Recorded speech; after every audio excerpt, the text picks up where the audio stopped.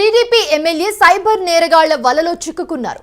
MLA నుంచి ఒకటి కాదు రెండు కాదు ఏకంగా ₹1,00,00,000 70 లక్షల వరకు కూడా కేటుగాళ్లు కాజేశారు. ఉగ్రవాదుల బ్యాంకు లావాదేవీలతో ప్రమేయం ఉంది మీకు అంటూ మనీ లాండరింగ్ కు పాల్పడ్డారంటూ సుధాకర్ కు బెదిరింపులు వచ్చాయి. ముంబై నుంచి 2 కాల్స్ రావడంతో డబ్బులు పంపించారు ఎమ్మెల్యే.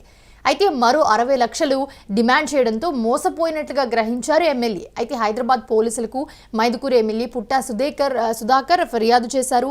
ఇదే అంశానికి సంబంధించి మరిన్ని అప్డేట్స్ అందించడానికి మా ప్రతినిధి వెంకట్ అందుబాటులో ఉన్నారు. వెంకట్, ఇంత అప్డేట్ అవుతున్నాము, ఫోన్లు చూస్తున్నారు, అసలు ఇలాంటి మోసాలు ఎలా జరుగుతున్నాయో చూస్తున్నారు. ఒక ఎమ్మెల్యే ఇలా మోసపోవడం ఏంటి? అసలు ఏం తెలియకుండా ₹1,70,00,000 వరకు వాళ్ళకి ఇచ్చారంటే అసలు అంటే నిజంగానే దేని గురించో భయపడిచ్చారా ఆయన, లేకపోతే ఏం జరిగింది అసలు ఈ మధ్యలో? రైట్, మొత్తానికి సుధాకర్ ఒకటి కాదు రెండు కాదు ఎమ్మెల్యే పుట్టా సుధాకర్ ₹1,70 లక్షల వరకు కూడా వాళ్ళకి ఇవ్వడం జరిగింది.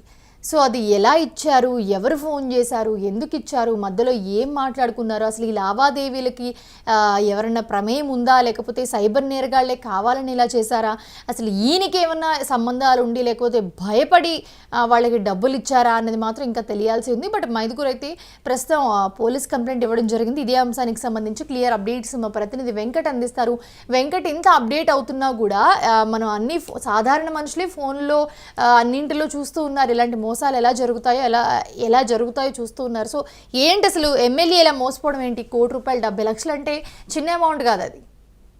అవును, ఇటీవల కర్ణాటకలో కూడా ఒక ఎమ్మెల్యే ఇలాగే మోసపోయిన పరిస్థితి. ఆయన కూడా దాదాపు 60 నుంచి 70 లక్షలు ఇలాగే పోగొట్టుకున్న పరిస్థితి ఉంది. అంటే సైబర్ క్రైమ్ కి ఎవరు అర్హులు కాదేది అనర్హం అన్నట్లు, కవితకు కాదేది అనర్హం అన్నట్టు ఇప్పుడు సైబర్ క్రైమ్ కు కాదేది అనర్హం అన్నట్టు మారింది. ఈయన ఏకంగా ₹1,07,00,000 డబ్బులు కోల్పోవడం అనేది నిజంగా సంచలనం అనే చెప్పాలి.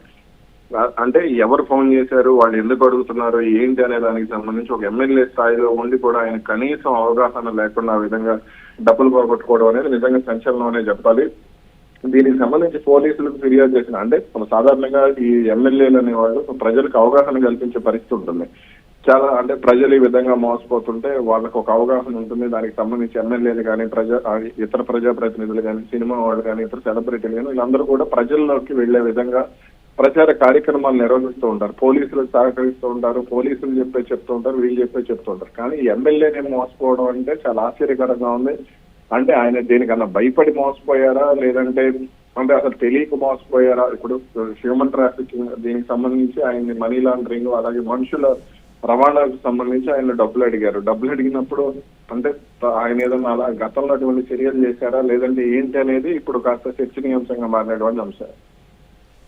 సో ఇప్పుడు ఏం చెప్తున్నారు అసలు ఎమ్మెల్యే? అసలు ఎలా స్టార్ట్ అయింది కాన్వర్సేషన్? అసలు సైబర్ నేరగాళ్ళు ఇలాంటి ఎమ్మెల్యేలను ఎందుకు టార్గెట్ చేస్తున్నారు? అక్టోబర్ 10న ఫస్ట్ అంటే సైబర్ క్రైమ్ పోలీసుల మాదిరిగా ముంబై నుంచి ఆయనకి ఫోన్ చేశారు. ముంబై సైబర్ క్రైమ్ పోలీసుల మాదిరిగా. తర్వాత మనీ లాండరింగ్, అలాగే మనుషుల అక్రమ రవాణా కేసులు ఉన్నాయని చెబుతూ కూడా అరెస్ట్ చేస్తామని బెదిరించారు. ఇదే సమయంలో ప్రొవిజనల్ బెయిల్ కోసం డిమాండ్ చేస్తూ మొత్తాన్ని వేరు అకౌంట్స్ కూడా ట్రాన్స్ఫర్ చేయించుకున్న పరిస్థితి. ఆ తర్వాత మరో 60 లక్షలు డిమాండ్ చేయడంతో ఆయన సినిమా అర్థమైంది. ఓకే, నేను ఆల్రెడీ మోసపోయాను అనే దానికి అర్థమయ్యి వెంటనే హైదరాబాద్ సైబర్ క్రైమ్ పోలీసులు ఫిర్యాదు చేశారు. ఇక ఆ తర్వాత వెంటనే పోలీసులు రంగంలో దిగి కేసు నమోదు చేయడం, విచారణ చేయడం అన్ని కూడా జరుగుతూ వస్తున్నాయి.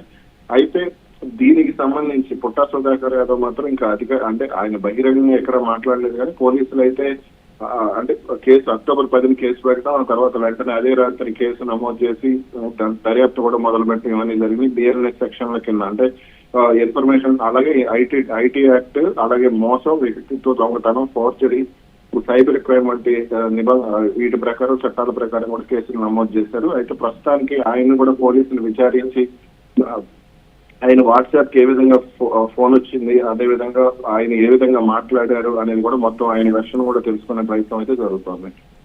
రైట్. ఇప్పుడు పోలీసులు ఏం చెప్తున్నారు? సో ఎమ్మెల్యేనే మోసపోయారంటే నార్మల్ ప్రజలు ఇంకా వాళ్ళ పరిస్థితి ఏంటి? అసలు ఒకవేళ ఇలాంటి కాల్స్ వస్తే ఎలా ఎదుర్కోవాలి, ఎలాంటి అవగాహన కల్పిస్తున్నారా దీనికి సంబంధించి? పోలీసులు ఎప్పటి నుంచో చెప్తూనే ఉన్నారు. అంటే డిజిటల్ అరెస్ట్ స్కామ్లను, అంటే డిజిటల్ అరెస్ట్ ఫోన్లో అంటే మీకు ఎవరైనా ఫోన్ చేసి మిమ్మల్ని అరెస్ట్ చేస్తున్నాం అని అంటే భయపడద్దు, అదొక స్కామ్. మామూలుగా పోలీసులు అయితే నోటీసులతో ఇంటికి వస్తారు, అంతేగాని ఈ విధంగా అరెస్టులు చేస్తామని బెదిరించడం ఇటువంటివి ఉండవు. ఈ విధమైన కాల్స్ వస్తే ముందు అట్లా అది నిజమా కాదా అని తెలుసుకోవడానికి 1930 అనే హెల్ప్ లైన్ నెంబరు, లేదంటే cybercrime.go.in అంటే కేంద్ర ప్రభుత్వ వెబ్సైట్ ఇది. దీనికి ఫిర్యాదు చేయాలని కూడా చెప్పిన సందర్భాలు ఉన్నాయి. అయినా దానికి సంబంధించి ఎన్నో ఫ్లెక్సీలు కూడా మనం హైదరాబాద్ కానీ విజయవాడ కానీ ఇట్లా ప్రధాన నగరాల్లో కూడా చాలా వరకు చూస్తూనే ఉంటాం. అలాగే మీడియాలో కూడా దీనికి సంబంధించి సోషల్ మీడియాలో కానీ అలాగే ఎలక్ట్రానిక్ మీడియాలో కానీ ఎన్నో సందర్భాల్లో దీని గురించి ప్రకటనలు, యూట్యూబ్ లో కూడా దీని గురించి, యూట్యూబ్ లో యాడ్స్ లో కూడా దీనికి సంబంధించి ఎన్నో ప్రకటనలు వస్తూ ఉంటాయి. అలాంటిది ఈ ఎమ్మెల్యేనే మోసపోవడం అనేది నిజంగా చాలా ఆశ్చర్యకరంగా ఉంది. అయితే పోలీసుల నుంచి ప్రస్తుతానికి ఇంకెటువంటి స్పందన లేదు. పోలీసుల దిశగా అయితే అసలు ఎక్కడికి డబ్బులు ట్రాన్స్ఫర్ అయినాయి, ఏంటి, ఏ ఖాతాలకు డబ్బులు ట్రాన్స్ఫర్ చేశారు, అలాగే ఈ నేరంలో ఉపయోగించిన ఫోన్ నెంబర్లు ఏంటి, అలాగే వాట్సాప్ కి సంబంధించి ఆయన మాట్లాడిన కాల్ రికార్డులను కూడా అటు మెటా నుంచి కూడా తెప్పించుకునే ప్రయత్నం చేస్తున్నారు. అలాగే ఫోర్జ్ చేసినటువంటి డాక్యుమెంట్లను కూడా పరిశీలించే ప్రయత్నం అయితే జరుగుతుంది. Right, thanks for the updates Venkat. Hyderabad పోలీసులకి అయితే మైదుకూరు ఎమ్మెల్యే పుట్ట సుధాకర్ ఫిర్యాదు చేశారు. దీనికి సంబంధించి పోలీసులు విచారిస్తూ ఉన్న పరిస్థితి కూడా మనం చూస్తున్నాం.